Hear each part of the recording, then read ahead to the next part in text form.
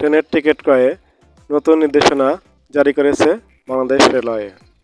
একজন যাত্রী সর্বোচ্চ 4টি টিকিট ক্রয় করতে পারবেন এবং প্রত্যেক যাত্রীর নাম টিকিট ক্রয়ের সময় লিপিবদ্ধ করতে হবে। ট্রেনের টিকিট কালোবাজারি রোধকল্পে অবশ্যই সহযাত্রীর নাম উল্লেখ করতে হবে। টিকিট যার ভ্রমণ তার এই নীতি বাস্তবায়ন করতেই এমন উদ্যোগ নেওয়া হয়েছে। বর্তমানে শুধুমাত্র সহযাত্রীর নাম উল্লেখ করতে হবে, তবে এনআইডি ও ছবি সংযুক্ত করতে হবে কিনা এমন সিদ্ধান্ত এখনও নেওয়া হয়নি।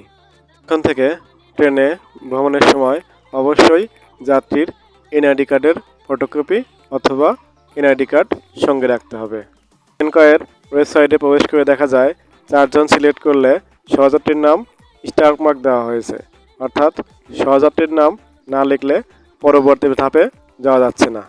ওয়েবসাইটে আরও দেখা যায় অনলাইনে ক্রয়কৃত টিকিট শুধুমাত্র ওয়েবসাইট অথবা রেল সেবা অ্যাপের মাধ্যমে রিটার্ন করা যাবে। টিকিট রিফান্ড করার ক্ষেত্রে মোবাইলে ওটিপি আসবে। ওটিপি সেন্ড করার পর কিছুদিনের মধ্যেই মোবাইল অ্যাকাউন্টে টাকা চলে আসবে। এখানে আরও উল্লেখ রয়েছে একজন যাত্রী দিনে সর্বোচ্চ একবার এবং সর্বোচ্চ 4টি টিকিট ক্রয় করতে পারবেন।